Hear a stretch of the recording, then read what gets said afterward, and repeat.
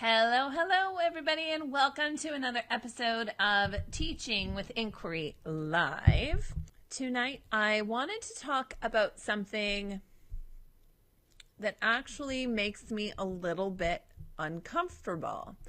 And the fact that I'm going to be talking about this live on camera and putting it out there on the internet probably makes me a little bit more uncomfortable. But I also think that the topic that I'm talking about tonight is really important. And it's something as teachers we can't shy away from, and we have to deal with, and we have to make it a priority for ourselves. Now, the reason I'm going to be talking about this topic is because as a teacher who uses inquiry-based learning, one of the areas that I use inquiry the most is through social studies. And I am about to embark on beginning a brand new social studies unit in my classroom. And for me, that means that I am going to have to talk about uncomfortable topics in history. Topics that we have not been talking about bias, talking about discrimination, talking about culture, and talking about a culture that in Canada, especially for the majority of our history instruction, has been completely ignored and misrepresented. And we are beginning as educators in this country and in Ontario as well, we are beginning to embark on truth and reconciliation and including the stories of First Nations people in our curriculum and looking at how we can be culturally respectful and responsive in teaching this generation of students the truth, whether that's the good, the bad, and the ugly in our classrooms. And for some of us, me included, that makes us really uncomfortable as teachers because we don't want to get it wrong and we don't necessarily know it ourselves. So sometimes it means we are learning along with our students and really putting ourselves into that position of it's an inquiry for us as well as we are learning more about this. So I'm actually going to take this approach the entire month of April and looking at different aspects of teaching history in a culturally appropriate and responsible way as teachers and how we can get past perhaps those uncomfortable feelings that we might be having and deal with it in our classrooms and deal with it in a respectful, responsive, and appropriate way.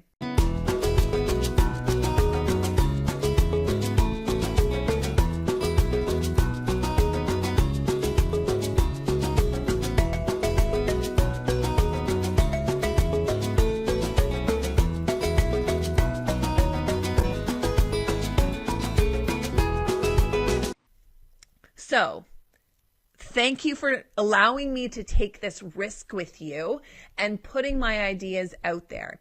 So, I am Patty, and I am the teacher blogger behind Madly Learning. I'm also a 4-5 split grade teacher in Ontario, Canada, and I teach full time. And actually what really inspired this talk today was a classroom conversation I had with my students. So Kathy, you just posted about the Robbie Robertson read aloud, Hiawatha and the Peacemaker. That is the book I actually have scheduled to read in my classroom this week as part of my Ignited Literacy series. And I showed a video today of Robbie Robertson being interviewed and talking about his inspiration for why he wrote the book Hiawatha and the Peacemaker. And in that video, he uses quite a few terms to talk about his own community. His mother was from the Six Nations, and he is part First Nations person himself, and he was talking about that experience and the first time he heard the story of Hiawatha and the Peacemaker and how pivotal that moment was in his childhood. And he used a variety of words to identify his cultural community within the first 2 minutes of the video. So I thought it was really important to kind of go off script and talk with my students about the vocabulary. So that conversation that I had with my students actually inspired tonight's video, because I think that it is important as teachers that we use the appropriate words and that we are aware of what the appropriate words are. So that's my focus today, is when we're teaching history, let's look at the vocabulary and let's figure out that our words do matter and what words are the appropriate words to be using, and how do we navigate this kind of perhaps messy, maybe it's just messy for me, but it feels a little messy because I don't know always what the right word is. So I've kind of approached this myself as I'm going to just share how I'm working through all of this myself. Now, I want to focus on the fact that this is not about my experience. This is about me trying to bring what's important into my classroom. I'm really not trying to center anything about teaching about First Nations history or about any marginalized group from the perspective of how it affects me. I think it's important to not be centered on the teacher, especially being a white Anglo-Saxon teacher. The entire curriculum and history of the curriculum has generally been centered around the cultural group that I belong to. So I have to make sure that when dealing with culturally marginalized groups of people, that I don't center it around me, and I also don't somehow center myself as the hero of this narrative, because that's not the point of this. So that's maybe a little bit off where I wanted to go, but I think that that's important to say. I am trying to share with you how I am navigating through this, and I'm going to say right now, this is not an area that I might consider myself an expert. I'm not. I'm figuring it out. However, what I do think is important is I think equity is so important in our classrooms. I think bringing an equity mindset into our classrooms has always been something that I think is important and always been a goal for me as a teacher. And I want to consider myself a student of equity, that I want to know more, I want to do more, and I want to do better. So that's my caveat there, is that I'm here just sharing my experience with you because I think it's important. And I have a platform in which to do it. And I think that myself can lend my voice to perhaps talk about it and make it okay to talk about that. You might feel uncomfortable with this. So that's kind of where I am now. So I see that Kathy has posted, she said, Kathy says that we have students from a reserve attending our school, so we have to bring these ideas in for them. And I think that's important too. I actually don't have any students from a reserve in my classroom. I don't have any that identify as Indigenous people or are part of an Indigenous group. But I still think it's important that we talk about it. And I think that regardless of the students, and I think when you do have students that are from a marginalized group, they absolutely need to see themselves represented in our classroom, not always just in a historical context or in a, let's talk about the things that have happened wrong, but they need to see heroes. They need to see the positive side of it. They need to see themselves reflected in their classroom. So you've got to talk about it. And you also have to remember that you're talking about it in a way that respects their authority as members of that community as well. So how do we teach in an unbiased, prejudice-free classroom? Well, it's hard. But I think when we're talking about history, we have to remember who has written most of the history, and that we still have to talk about that history. And we have to do better at trying to find resources or materials or information from, we have that history books that may be on a biased Anglo-Saxon perspective, but we do have an obligation, I think, as teachers to find materials, even though it might be hard to find them, to find materials that are written by community leaders and people from the marginalized group that we are talking about. And I think we have a duty to teach it and to teach it well, even if we might get it wrong. And I think that's my other thing, is I think we need to be okay with not necessarily being right.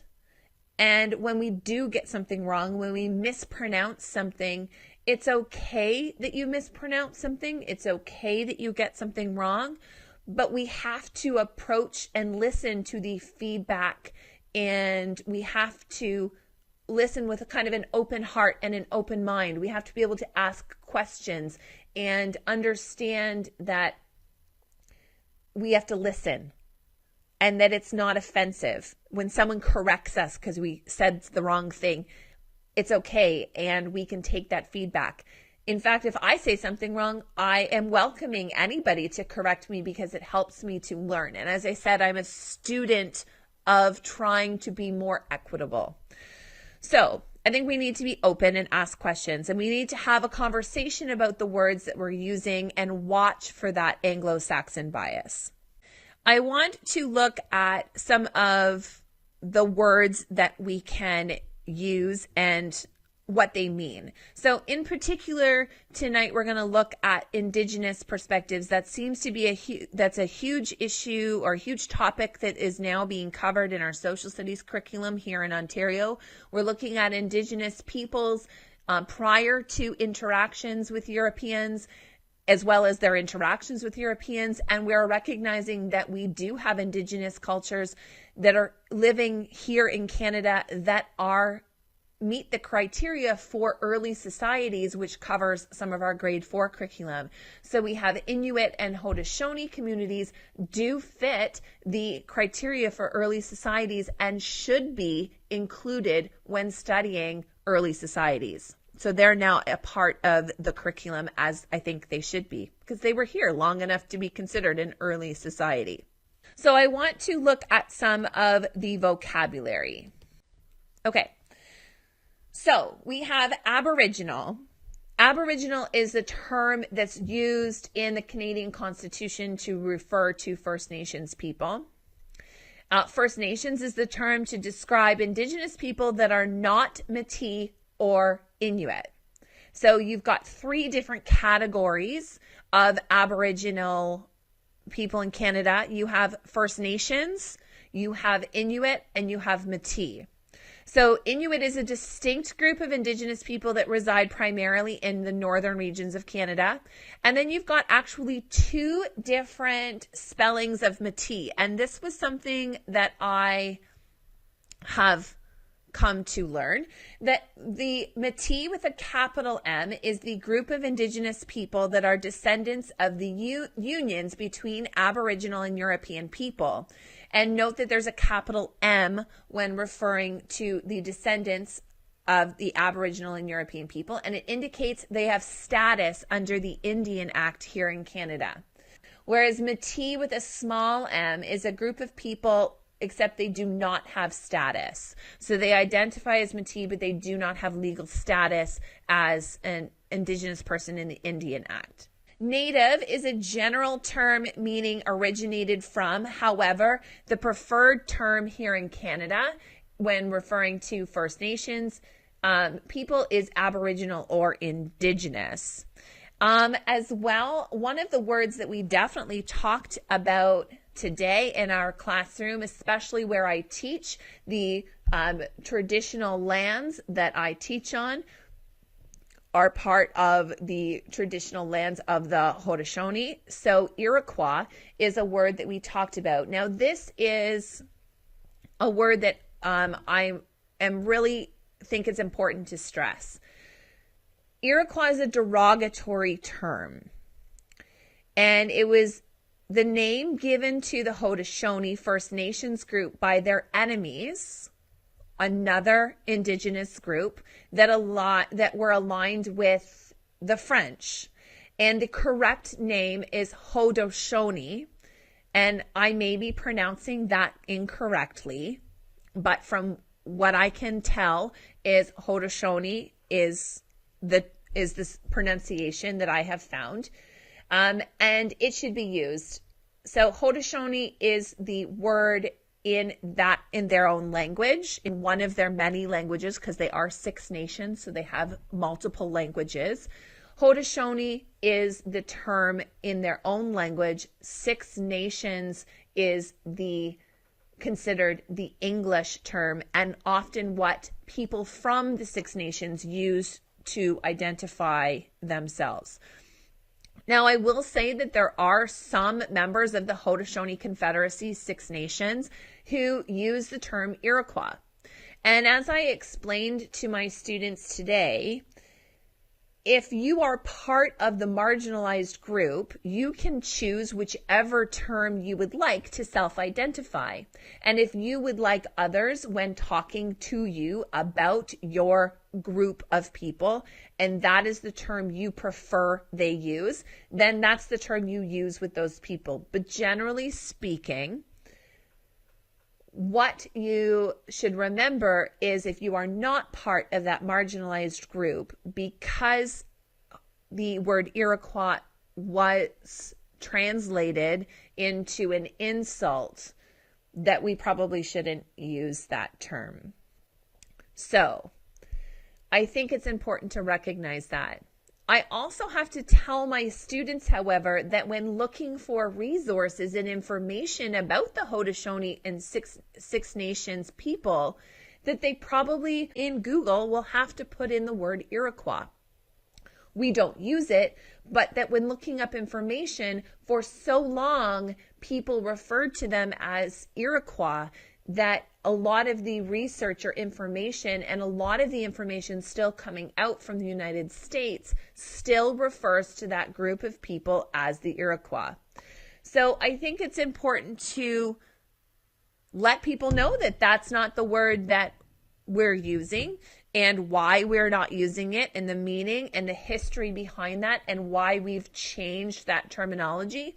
And it could change later. It could be something that all of a sudden, or not all of a sudden, but that the people from that 6 Nations group decide that that is an okay term to use and they're okay with it. But that's not for me to decide. It's not my choice. It's for the group of people that belong within that group to decide what terminology those from outside the group should use to refer to them. And I think that that's a way that we can be respectful to that community. And I think that that's important to understand, that we need to use the correct terminology. So we are using Indigenous, Aboriginal. It's kind of balanced back and forth, kind of bopped back and forth between those two terms. In the curriculum specifically right now, they are using the term Indigenous.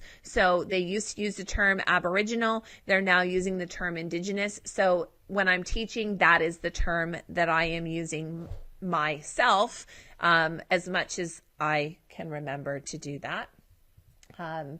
So there's that.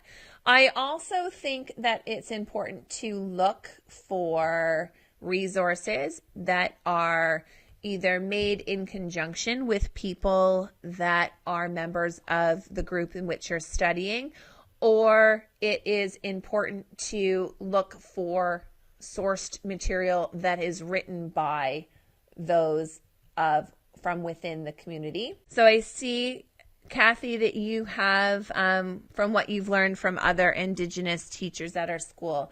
And I think that's kind of the key, is that you have to look for where people are getting their references, but you also have to look for information from people from within that community and ask questions and ask, what is the term that I should be using? Please come in and teach. If you've got an Indigenous lead teacher within your school board, ask them to come in and do it.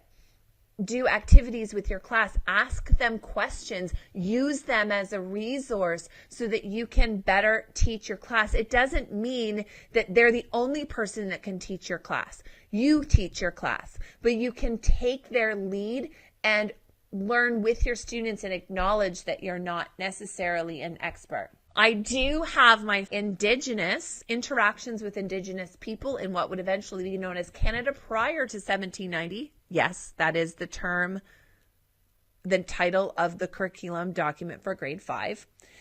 I do have that resource updated and on TPT. I've tried to do my absolute best as a non-First Nations, non-Indigenous person myself to make sure that any of the readings or resources are coming from primary sources as well as being reviewed by members of that community in which I'm talking about, so that the information that I put out there is validated. And I do pay attention if there are any updates and changes. I do update that to make sure that the correct terminology is used in classrooms. And I think that that's really important. I think, in summary, I think what is really important to do is to recognize that as teachers, we cannot shy away from the difficult conversations and the difficult topics because we may not be experts in that area. That we have a duty and a responsibility to teach about these issues and topics and talk about the uncomfortable, talk about the fact that early settlers were not heroes, that explorers that came to this country and set up our country are not heroes. That they weren't horrible people all of the time, but perhaps they did horrible things, and that we wouldn't be here without them, but that with those choices comes consequences. And it's okay to talk about what those consequences were from the First Nations people that were here before the European explorers came here. And it's okay to talk about that. And it's okay to question the resources that may be sitting in your classroom and question the terminology that's used, but also identify that that terminology has been used in the past, and that's why it was used, and that we are doing better. It's okay to not glorify all of the decisions that our people in history have made, and it's okay to point that out and talk about those in a really honest and truthful way. It's okay as a teacher to not know all of the answers, and it's okay to make mistakes, especially if you're using the wrong terminology, or you say something wrong, or you get a fact wrong, or somebody calls you on it. That's okay. As long as we approach it as we are learning and we are trying and we are putting it out there because we value its importance, and we're open to the criticism and the feedback, and we're open to doing better tomorrow, I think that we will be okay. It's more important that you do it and you try and you come at it from a growth mindset, and that you push equity in your classroom and you put that out there so that your students are exposed to a 80% quality information, even if you know, as long as you correct that 20% and you learn from it and you do better. We need to use the correct terminology. We need to push our thinking and our students. We need to understand that the words we say and the influence we have as teachers is important on the impressionable minds that are in front of us. That students need to see themselves reflected in what they're learning. They need to see their teacher, who is the power and authority in their classroom, respects their culture and their history and gives it dignity. So that is my talk tonight on words. And all this month, my goal is to talk about how we can responsibly teach history and use inquiry in a responsible and reflective way as teachers, so that we do it right and we don't get it wrong all the time. So, thank you very much for allowing me the privilege to put myself out there, even putting this out on the internet and saying the things that I'm saying and talking about this topic and taking the risk that even I might say the wrong thing or get something wrong. Thank you for giving me the platform and the opportunity to say it, because I do think it's important. If you have feedback for me, if there's anything I've said tonight that you would like to correct or let me know, please either send me a private message, an email, or you can put it in the comments. I am here to learn more. And if you educate me, you also help to educate my audience. So thank you very much for your kindness and support in doing that as well. So I will see you next week, where we are continuing to talk about more equity. If you want more information about this topic or all of the other topics I'll be talking about this month, you will see a series of blog posts coming out of my blog that correspond with these live talks. And you will find that at www.madlylearning.com. If you miss a live episode and you want to catch this on the go, perhaps even listen to it in the car on your commute, you can find this live video rebroadcast on podcasts with the same name, Teaching with Inquiry Live, and you can download that wherever you get your podcasts. So thanks again for joining me, and we will see you next week. Bye for now.